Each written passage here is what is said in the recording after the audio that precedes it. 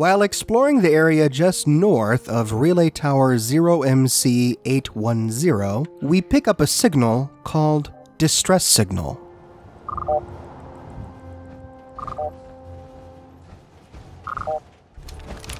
The signal gets stronger if we walk north from the relay tower. Here we arrive at a blasted out house and stumble upon a startling scene. Some major explosion must have happened here. We can loot the nearby distress pulsar to turn off the distress signal.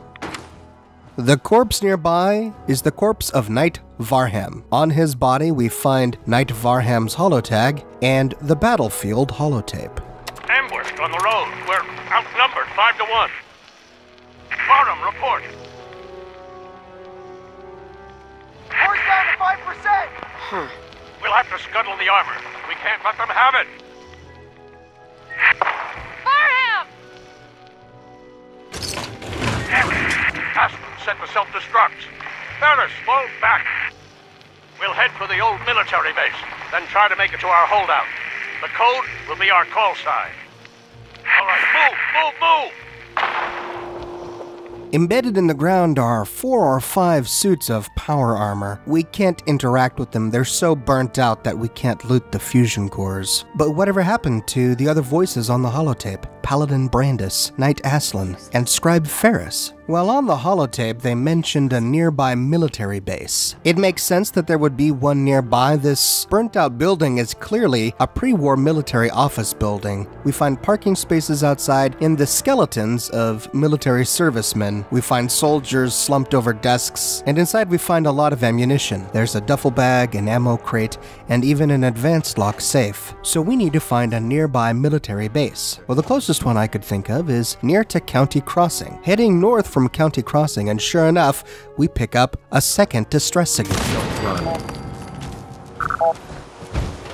This signal gets louder as we head up the road north towards the National Guard training yard. Upon entering the recruitment office, we awaken the nearby feral ghouls.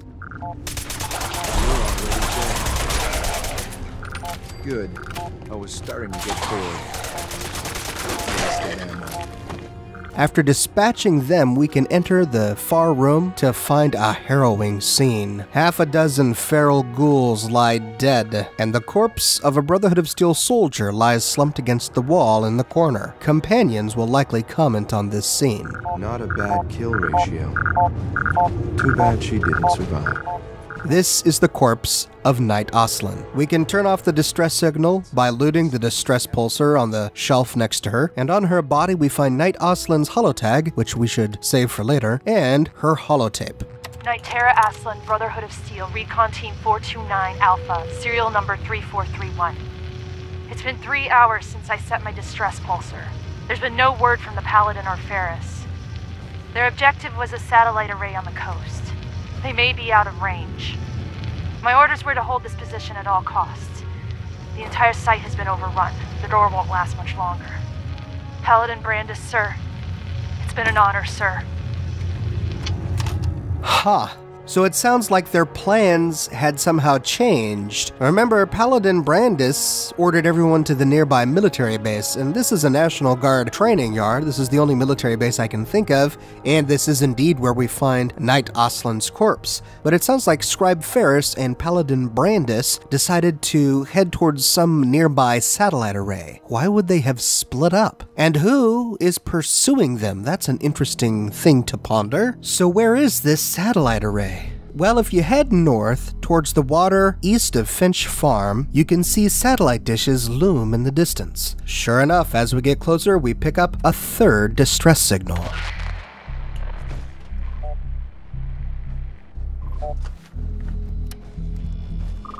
This signal gets stronger as we get closer to the satellite array. When you arrive, you find the place swarming with super mutants. Super mutants stand on the satellite dishes, shooting missiles at you. They send a pack of super mutant hounds after you, and you get rushed by super mutant suiciders. This is an intense encounter, especially at younger levels.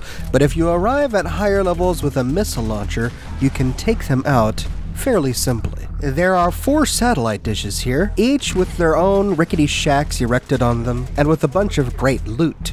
This is a wonderful place to take Strong to get him some super mutant armor. However, the signal gets stronger as we climb the southernmost satellite dish. At the top of the dish, inside a rickety shack, we find the corpse of Scribe Ferris. Looting the distress pulsar turns off the distress signal. On his body, we find his holotag, which will come in handy later, and Scribe Ferris's holotape.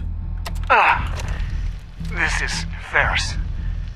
It's been 2 hours since the Paladin left. My leg. I can't staunch the bleeding. The bullet must have hit an artery. Brandis, if you get this, I hope you made it back to Aslan in time. There was nothing you could do for me. Get to the bunker up north. You'll survive. That's all that matters. I think I begin to understand why they split up. They were being pursued by whichever enemies had attacked them at the pre-war military office. Brandis, Ferris, and Aslan split up, forcing the enemies to choose one target. It looks like the enemies chose Ferris and Brandis. They followed the two to the satellite array, where they mortally wounded Scribe Ferris. It hit an artery, they can't stop the bleeding, and Paladin Brandis stuck around as long as he could, trying to help Scribe Ferris. But when they both realized that it was a mortal wound, he left to go find Knight Aslan. However, it looks like he never actually found Knight Aslan. According to her holotape, she had her distress pulsar active for 3 hours before she recorded her final message. Scribe Ferris's holotape mentions a bunker, and we got a passcode from the holotape that we found at the military office. With this information and the 3 holotags from the 3 bodies, we can head north to the very border of the Commonwealth. Here we find a dirt path that weaves between 2 rocky outcroppings. Be careful though, because the path is strewn with landmines. At last we reach RECON Bunker THETA. We can use the terminal outside the door to enter the password and unlock the door. Inside, barricaded against the world, we find Paladin Brandis. Freeze. One more step and I'll blow your damn head off. Who are you? Who sent you? How did you get in here? Are you Brandis? What? Who are you? Where did you hear that name? Now, Paladin Brandis is clearly agitated. Most of the dialogue options we have here turn him hostile, forcing you to kill him. Drop the gun, and we'll talk. No, I can't. Yeah. For the Brotherhood. I was exploring the area and saw the bunker. Does it matter? No, I... If you choose to kill him, you can loot 2 unique items in the game. The first is a unique legendary laser gun called Survivor's Special. This weapon does more damage the lower your health is. And the second item is the only instance of the Brotherhood of Steel officer uniform in the game. This is a unique bodysuit that you can only get from Paladin Brandis.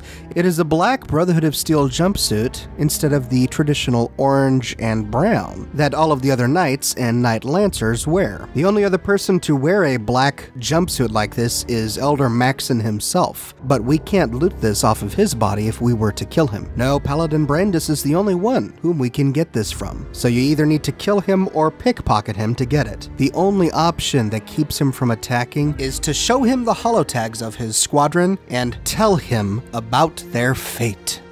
You're Paladin Brandis? I asked you a question. Why are you here? Why are you here? I followed the distress beacons left by your team. Their holotapes led me here. The others? What happened to them? The others? The others, what happened to them? I'm not sure. No, They're dead, Paladin. I recovered their tags. You did? Thank you. This really means a lot to me. I tried to go back for them, you know. There was nothing I could do, not alone, but I'd hoped You've been through a lot to find me. I should give you something. I've collected a lot over the years. Technology, odds and ends. If you see anything you want, take it, take it. Is that all? I live alone. Avoid other people. Everyone. Everything. What do you want? I could let you sleep here, I suppose. That's all right. Or try the food. I don't have much, but if you're hungry, the only other thing I have is my gun, and... No, I still need it. I can't let you have it. You're a paladin? What does that mean? Was in the Brotherhood of Steel. Military. My team, we were on a recon mission, but the Brotherhood is far away. Too far. Too far to help us. What have you been doing all this time? I tried to do some recon, explore a little, but I'm all alone. It was just too much of a risk.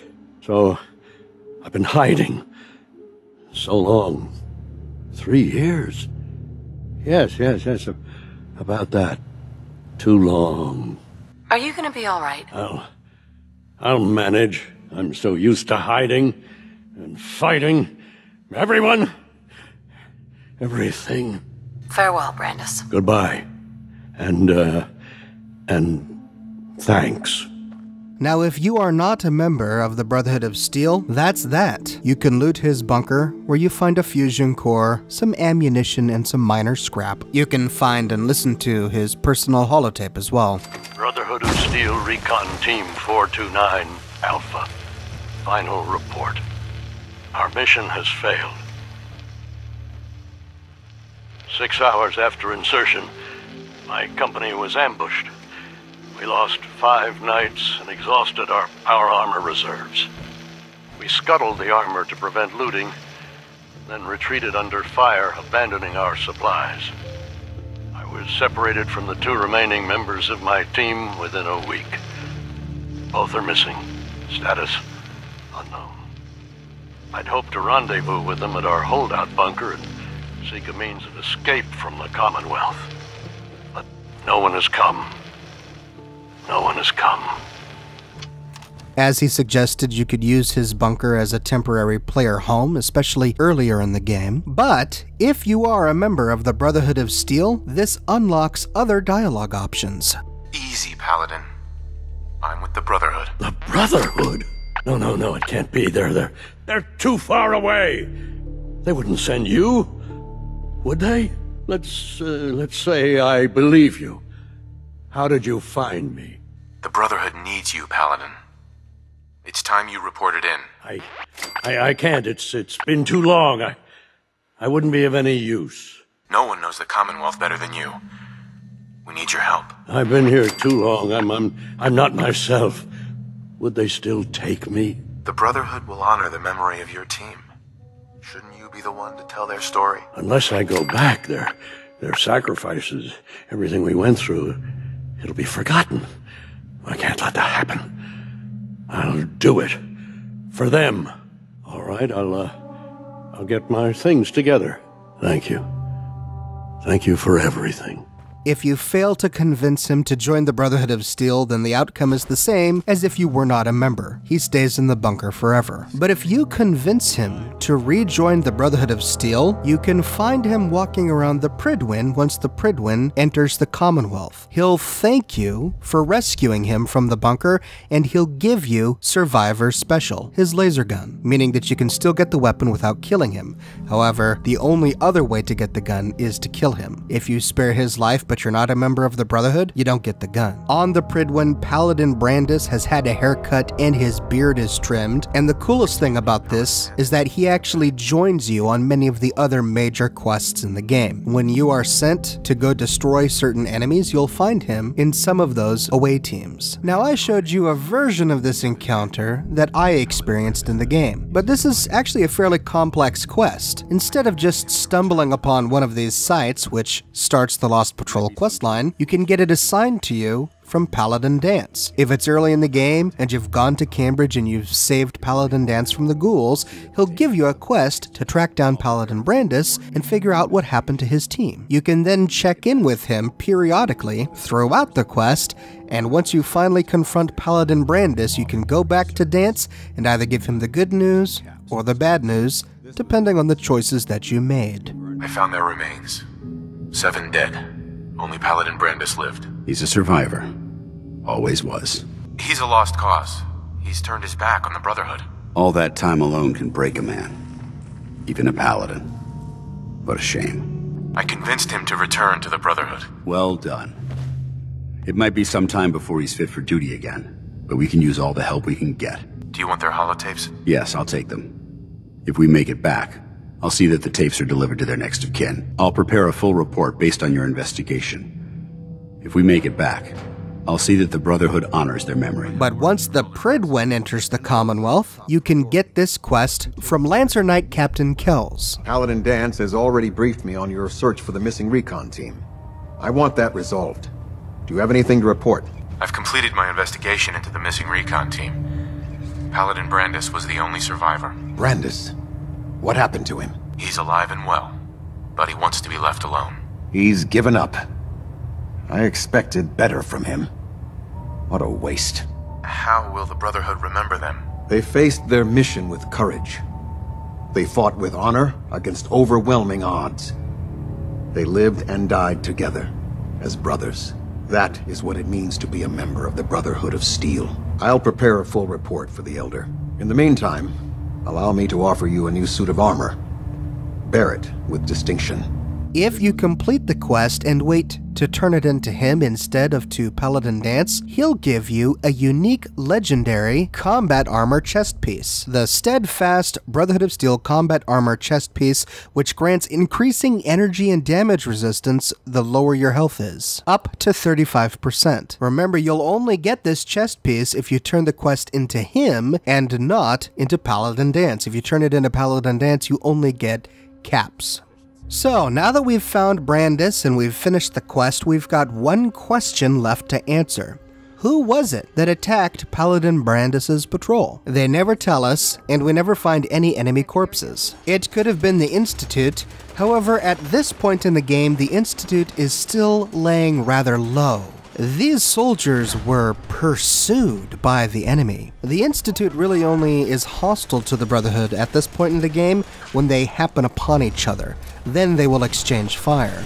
But whomever destroyed Paladin Brandis's men actively pursued them to the Revere satellite array. And I don't think the Institute would have done that at this point. For those reasons, I also think it's unlikely that the Railroad had anything to do with this. They, at this point, want to attract as little attention as possible. The Minutemen, at this point in the game, are in no position to offer any resistance to this one patrol, and indeed it's not within their character to randomly attack a Brotherhood of Steel patrol.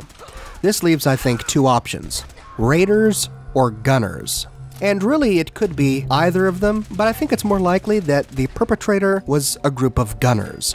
Gunners have a more ruthless reputation, and this was a hardened Brotherhood of Steel patrol that came to the Commonwealth from the Capital Wasteland. These guys knew their business. There was at least half a dozen of them, all in power armor, and they were decimated by whomever attacked them. The raiders can be ruthless, but their power armor, the raider power armor, is significantly inferior to the T-60 sets that all of these Brotherhood of Steel soldiers had, and they don't really have any training. They're not a cohesive military group. They're bloodthirsty, selfish, and ruthless, but I wouldn't call them organized. The gunners, however, are organized, and they do use power armor. We usually find them in T-45, but I don't think that's any reason to think that they wouldn't covet the T-60 sets that the Brotherhood of Steel wear. My bet is that a squadron of gunners discovered that Paladin Brandis's patrol was out there and decided to track them down to recover as much loot and as much power armor as they could. That is why Paladin Brandis ordered that they scuttle their suits of power armor. They didn't want the power armor to fall into the hands of gunners. Enraged by this, the gunners follow them all the way to the Revere satellite array, where they mortally wound Scribe Ferris before they give the whole thing up. Knight Aslan gets killed by feral ghouls, and Paladin Brandis, his soul crushed, spends the next 3 years in his bunker. And that, ladies and gentlemen, is the full story of the Lost Patrol in Fallout 4. I really enjoy quests like these where we the players are given so many different options on how to approach a quest and respond to the quest. You don't have to be a Brotherhood of Steel member to do this quest. You get unique dialogue options if you are. And indeed, if you bring Paladin Dance with you as a companion on this quest, he has unique dialogue throughout the entirety of the quest. Even when you're talking with Paladin Brandis, he'll hop in on the conversation. So very well done on Bethesda's part, and great rewards as well, although less so if you're not a Brotherhood of Steel soldier. But what are your thoughts on the Lost Patrol in Fallout 4? Be sure to let me know in the comments below. I read all of your comments and I use them as inspiration for my future videos. If you like videos like these, be sure to subscribe. I release a new video every single day of the week, so subscribe to find out what I publish tomorrow. And if you'd like to chat about this topic with other like-minded individuals on the Oxhorn Community Discord server, click the invitation link that I include in the description of this video. And if you like what I do and you want to support me in a more personal way, consider becoming one of my patrons on Patreon. Patreon subscribers get access to a private channel on my Discord server, as well as a bunch of other cool Oxhorn perks. But more than anything, ladies and gentlemen, I'm just so glad that you're here watching this video with me today. Thank you so much for watching, and I'll see you tomorrow morning, bright and early, with a brand new video.